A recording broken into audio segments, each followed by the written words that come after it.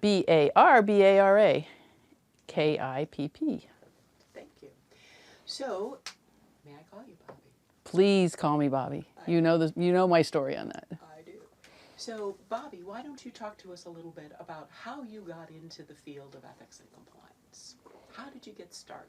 How did I get started in ethics and compliance?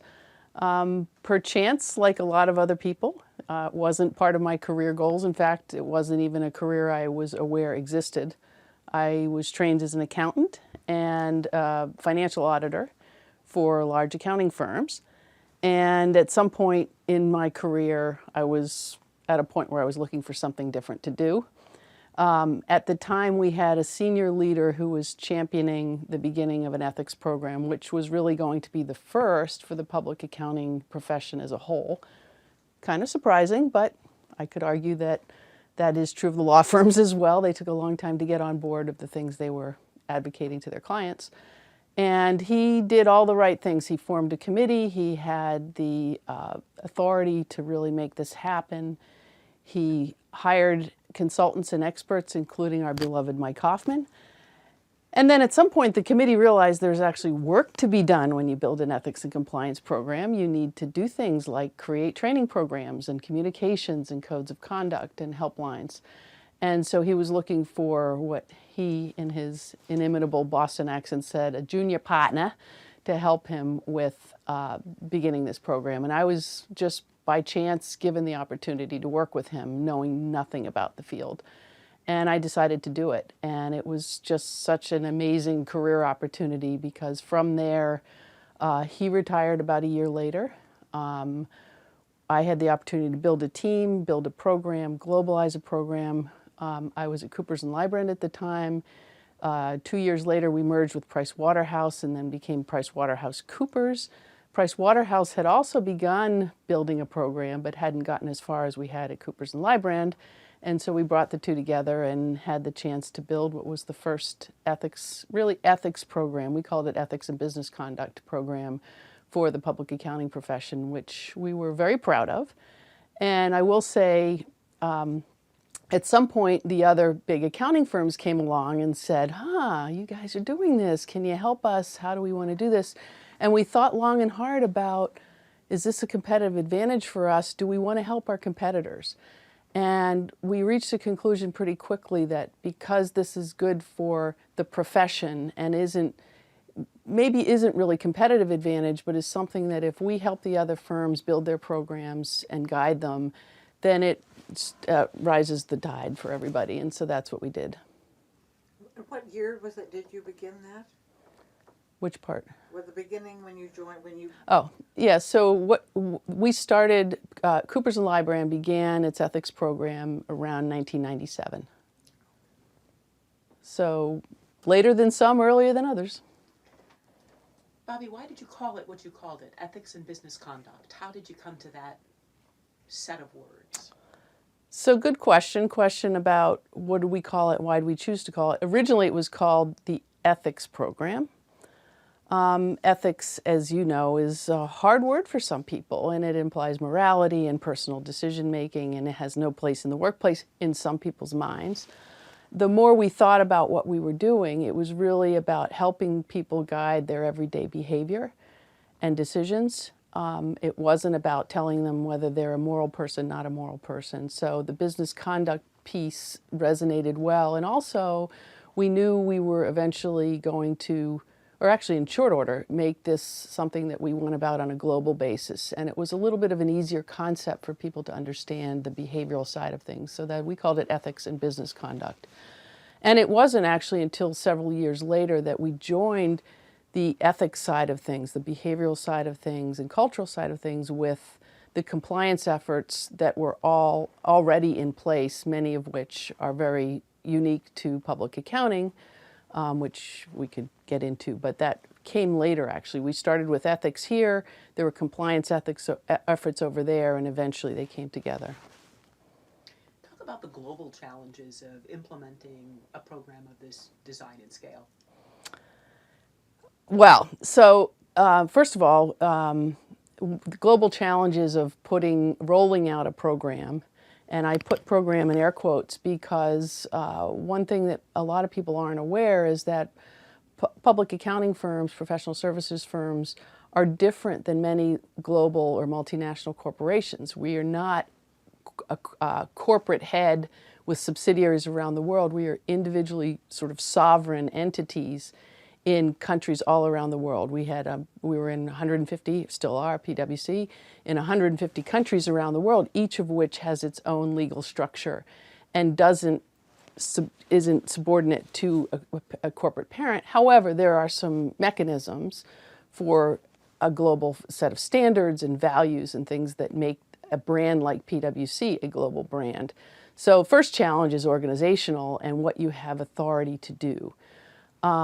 Second challenge, frankly, one of the things we realized very early on is a bunch of Americans telling people around the world what to do doesn't go over very well. And convincing people in countries like Germany, Germany stands out, to be honest, that their teams, that their people need help, need resources to do what's right. They actually were initially offended at the suggestion. They're offended at the suggestion that their people aren't professional and don't know what to do. And so those were the early on challenges to globalization. Quickly became apparent that other challenges are how are we going to globalize? Are we going to set a set of requirements that everybody has to follow? Are we going to tell them not only what to do, but how to do it in 150 countries around the world? Are they going to buy into that? These are all challenges. So one of the things that, as we realized that the rest of the world wasn't particularly receptive to a bunch of Americans, and in some cases a bunch of American lawyers, of which I am not, telling them what to do in other countries wasn't going to fly, we realized, first of all, it had to be their own idea. They had to be hearing from people. Honestly, what I quickly realized is they can't hear somebody with a New Jersey accent or an American accent. They need to be hearing from people that have foreign accents that they believe understand that that the challenges around the world are not the same in the U.S. Because at the time, particularly, the U.S. was thought of as a hugely litigious environment. People were, suing people left and right for looking at you cross-eyed. I mean, for just about anything. And so I quickly enlisted a couple of folks from other countries to be my deputies. Gretchen, you know some of them. And it just so happened my first two were from South Africa in sequence, one after another. And just that fact alone, suddenly doors opened a little bit better. So when we talked to my colleagues many of whom were white males older than me. I mean, I was not as old as I am now when we started that. And so they weren't necessarily receptive until they heard from people from other parts of the world that these are not unique challenges to Americans. These are human behavior challenges in a very complex world, in a world that's gotten even more complex with over the past 20, 25 years. And so helping people do their best, be professionals, feel supported in a very complex world is a challenge that human beings have, not Americans have. And I can remember that we started a discussion around a code of conduct, and we had a small committee of senior partners from various countries around the world, including Germany, Amsterdam, France, UK, several others. And I remember some of my European colleagues that said, we don't need a code of conduct. People know what to do. They know where to go. So we started talking about a different dialogue, and we just totally shifted it. So we're not going to argue whether we need a code of conduct or not, but do we agree that we need to help our people know how to navigate difficult situations and give them examples of difficult situations and give them some tools by which they can work through those and feel confident? And they started to say, yep, that's a great idea. We really need to do that. Well, all of a sudden they came to the conclusion, what are we going to base that on? Maybe we need a set of rules, or maybe we need a set of guidelines. what a wonderful idea.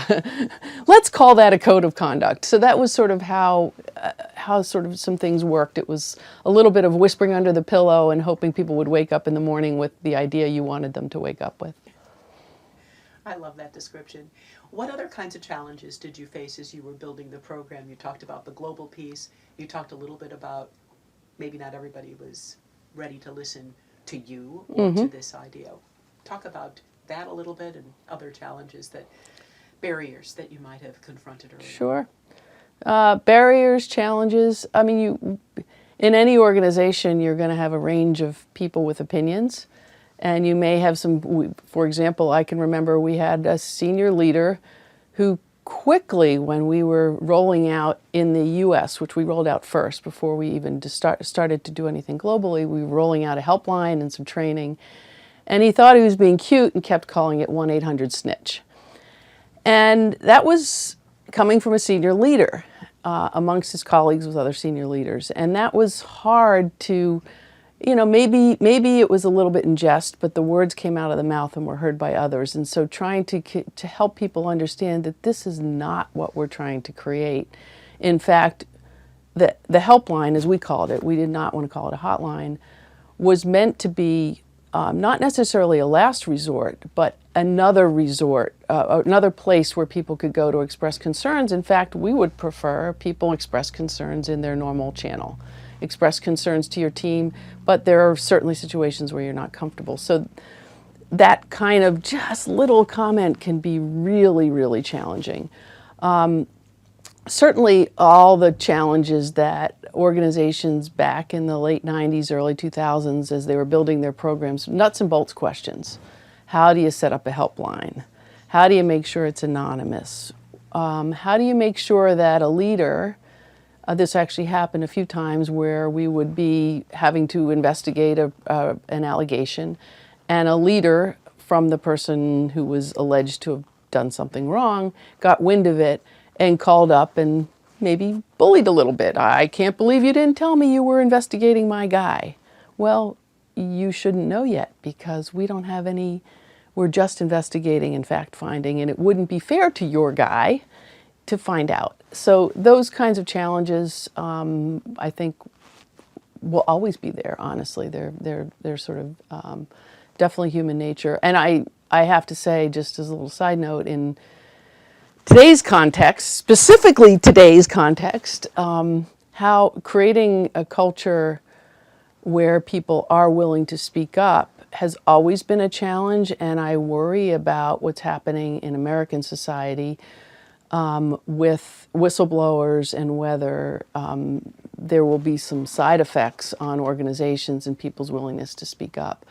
But that's an ongoing challenge. One of the other challenges is communication training.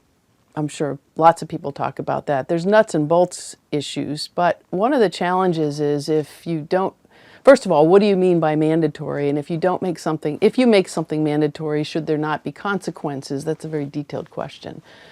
But if you make things like communications or training optional, my personal view and observation is the people that need it the least, the people who need it the least are the ones that are going to choose to go through it. So the people that really do carry with them a strong set of values that guide their decision-making and action will probably be the ones that say, I want to take that ethics training, and not the ones that are maybe less likely to be that way. So that's a challenge. I think certainly an overarching challenge and ongoing issue is what can you teach? Public accounting profession is very interesting. The average age of the workforce is something like 27. So for a high percentage of the population of employees at large accounting firms, this may be their first professional job. But they're in their 20s. They've already been the cerebral cortex is fully formed at 25, I believe. So they've been sort of fully formed. And the question is, can you instill a sense of ethics and a sense of responsibility, and maybe the word ethics is too hard to use. Maybe we should change it. And Gretchen, you use responsibility in where you work. Maybe that has to change so that people understand a little bit better and feel more personally vested in what does it mean to behave in a way that reflects the values that we all stand for. I don't think values differ that much around the world. I know there's lots of studies on that. But can you teach ethics? I don't know. And I know that's a question that has probably never been answered. I think you can teach. Somebody once said to me, when you think about communication versus training, communication is imparting information one way. Training is giving people skills. And so I think a lot of times what happens with ethics training is that people are doing both, but aren't really clear on their objectives for the skills they're trying to build. And if it's pure ethics training, in my mind, it should be pretty simple. You're trying to build a skill set around recognizing issues, solving issues, and taking action when you see something that isn't right. When you took on this role at Coopers Lybrand, what were your goals and objectives, and did you achieve that? When I took on the role at Coopers and Lybrand, what were my goals and objectives, and did I achieve it? I had no idea what my objectives were. To be honest, my objectives were to do something different in the field of public accounting. I had no idea what the field was about. Thankfully, for people like Gretchen Winter and Patty Ellis and Vic Pompa, people that had already been in the field for a while, I could learn more. But quickly we realized that our goal was to develop a program that would be credible, that people would feel relevant to them.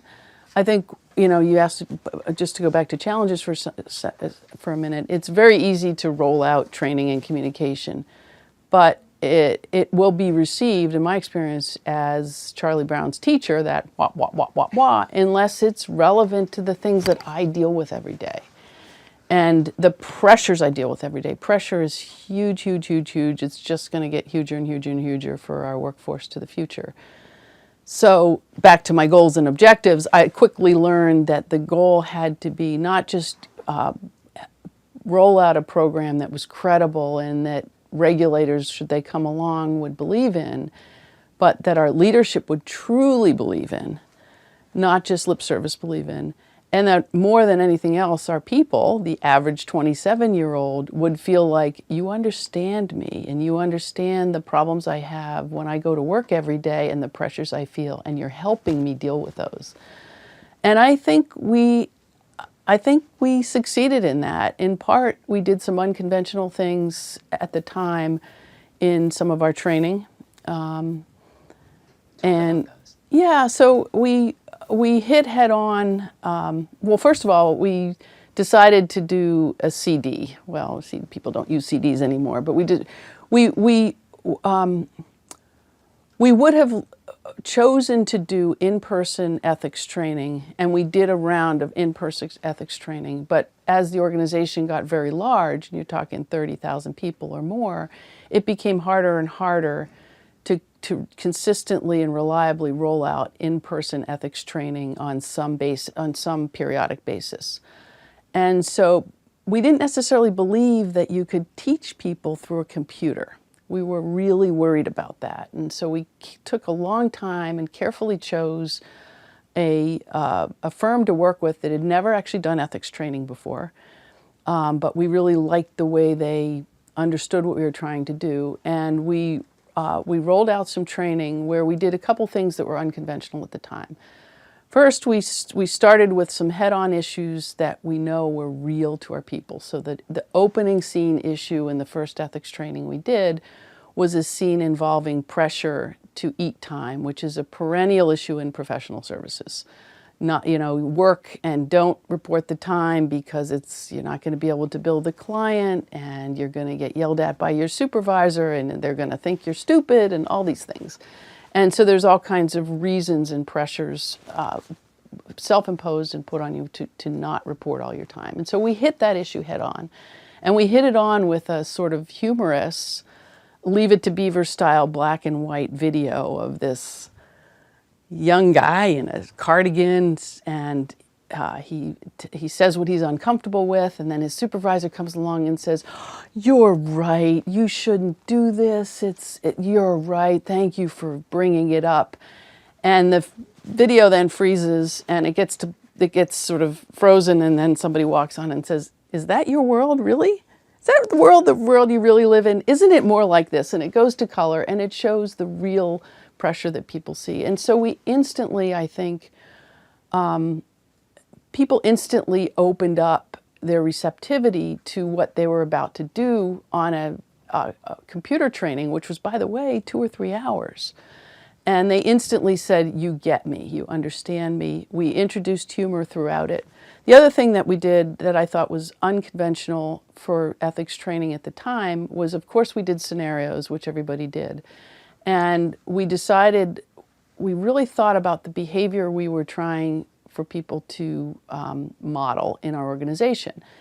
And the behavior was, if we wanted them to be able to recognize issues, obviously, and then what to do about those issues. Well, we wanted people to start to use the code of conduct, which at the time was brand new, as a tool, as a starting place. Can this code of conduct give me any guidance on what to do?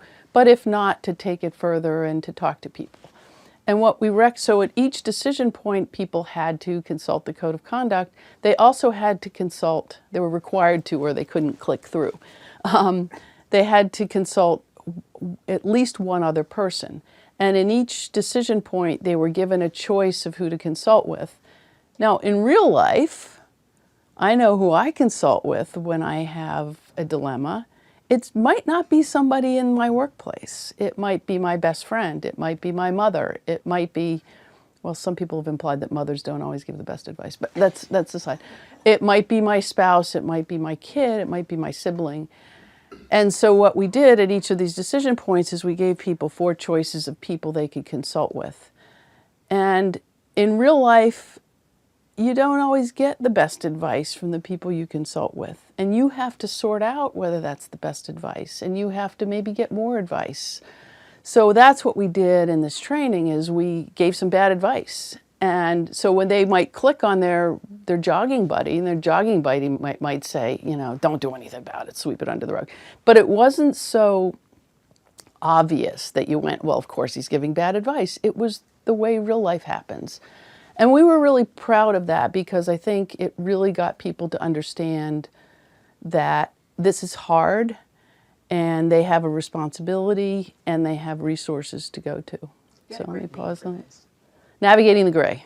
Yep, we called it Navigating the Gray. And it was a lot of fun to put together, by the way. Is that still going on?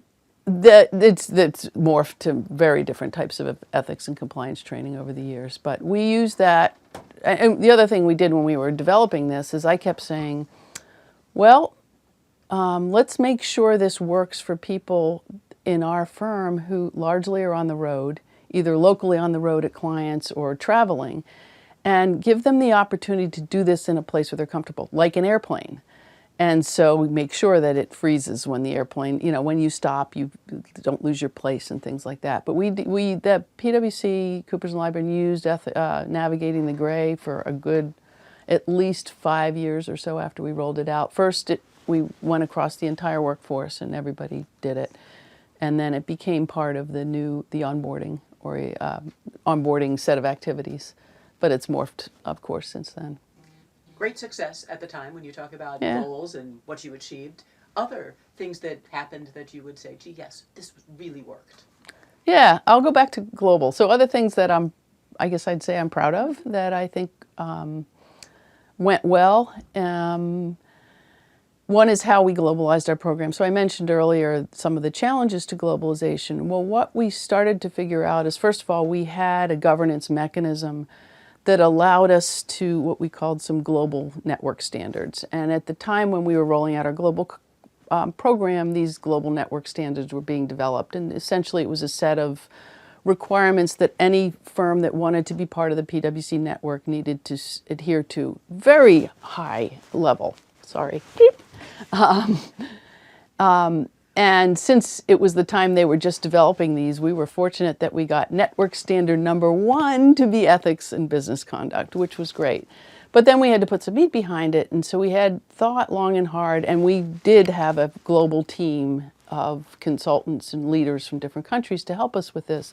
And what we decided we would work best is to come up with a set of, it was 7 or 8 requirements of what each firm had to do to adhere to this standard. So, for example, we had developed a global code of conduct. One of the local requirements is you have to come up with appropriate supplements to that to meet your local culture or to meet your local customs. But it has to fit within the global code of conduct. So one of them was you have to come up with local supplements that are relevant to your people. The second was you have to have ethics training, ethics and business conduct training as part of your onboarding activities. Another was you have to have alternative mechanisms for people to report questions and concerns and a process by which to deal with those. So there was a fourth, which I will mention because I think it was important. You have to incorporate ethics and business conduct in some way into your compensation and reward system, evaluation compensation reward system. We also recognized that there were career milestones that were some career milestones were more significant than others when you become a manager, when you become a partner. And so you have to incorporate into your manager training and your new partner training some element of how your responsibilities, ethics and business conduct responsibilities change or are enhanced at those levels. So there was a set of 7 or 8 requirements, and that was the what. And then what we said, but how you do this, you need to take ownership, individual, country, and the network. You need to take ownership and do it in a way that's going to be most relevant to your people. It's going to stick the longest and that kind of thing. What we will do from the center is to help you. We'll share materials. The U.S. program had already been out for a few years. We'll share U.S. stuff. As other countries start to put their programs together, we'll create mechanisms for sharing tools and techniques so you don't have to start from scratch. Because just as a point of reference, there are firms in the PwC network that are maybe have less than 100 employees in the entire country. And then you have big places like the U.S. where the Boston office alone is over 3,000 employees. So you have quite a range, and in those smaller places, they're being asked to do a lot by the network. And so the more help you can give them where they don't have to start from scratch, that creates some consistency across the board. It created a wonderful sharing of some really amazing ideas that didn't come from the U.S. all in every case. And that really kind of created momentum on its own. A great success. That's a wonderful way to describe. The what was, we told them the what, the how was up to them. There was certainly some funny stories that came along involved in that, but we So can were get there into any parts of those goals and objectives that you thought about early on and then found ways to implement? Anything that just didn't actually work the way you anticipated? What didn't work? It's hard to remember what I didn't anticipate anything at the beginning, so that was easy. Low expectation. But as I got to learn more, I thought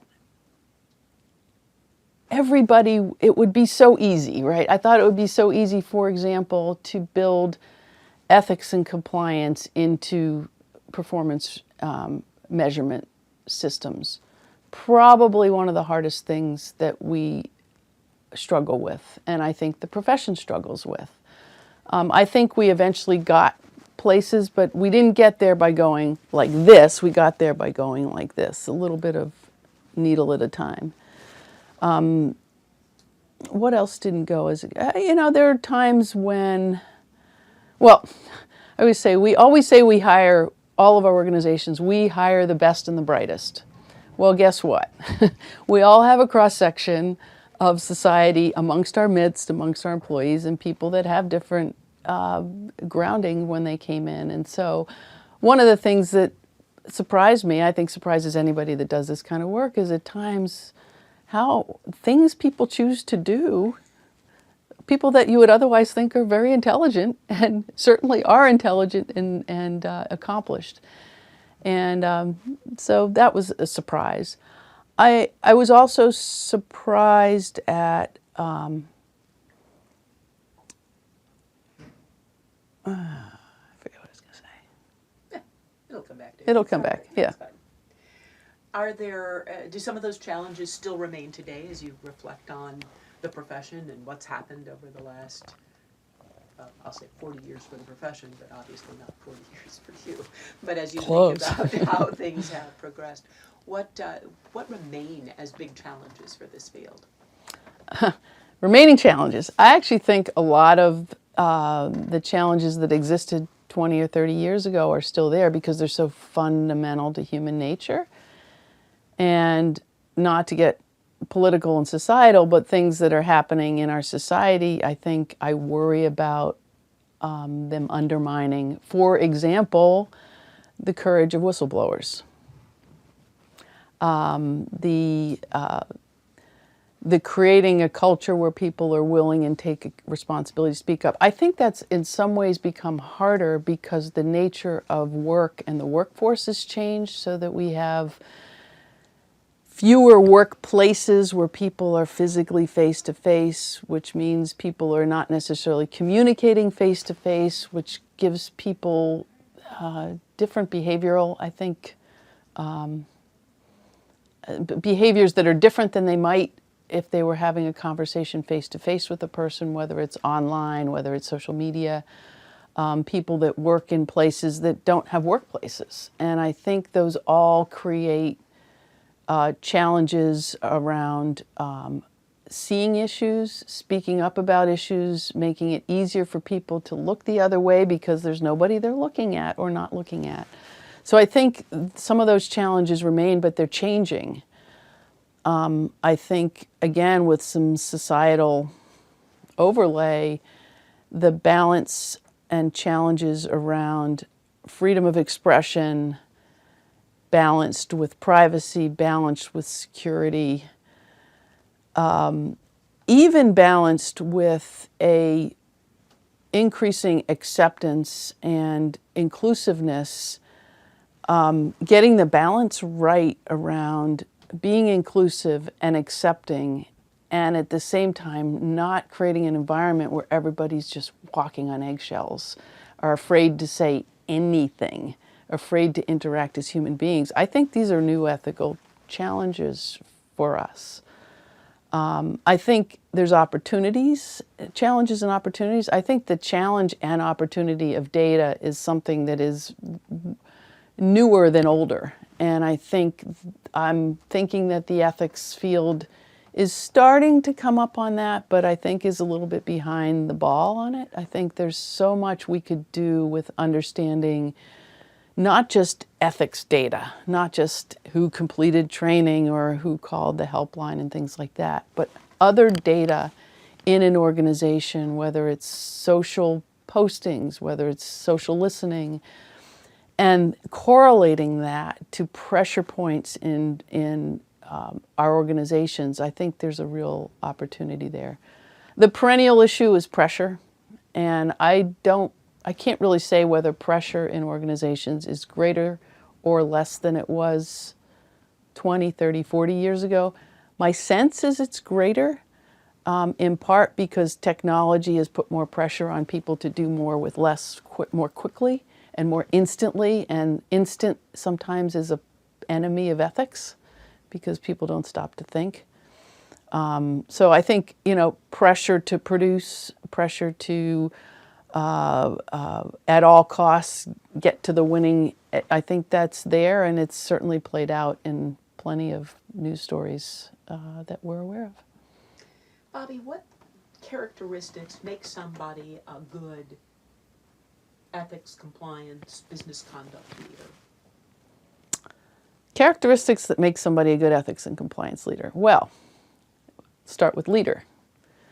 And by the way, a little commercial for the ECI. I don't know if you both have seen the very recent report from the Fellows Working Group on Capabilities, which did a really nice job at capturing, and it's, anybody watching this should look it up, ECI, the Ethics and Compliance Capabilities, I think, study. We should link that to Yeah. the videos. Good, thank you. I have Yep. a link to it in my Oh, we've got email. it. Okay, good.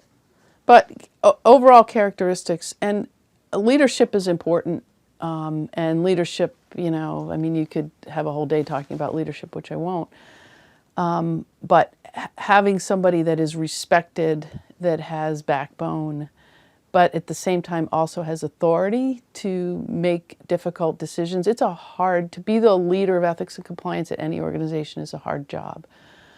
I think one of the characteristics of a good leader, doesn't matter whether you're talking ethics, compliance, or a basketball coach, is a person who recognizes that they are more successful surrounding themselves with other people who complement them in terms of experience, background, perspective. And, you know, an executive suite of all people that have the exact same background and the same way of thinking is, in my opinion, not going to be as good an executive suite as one that has a diversity of experience, background, and perspective.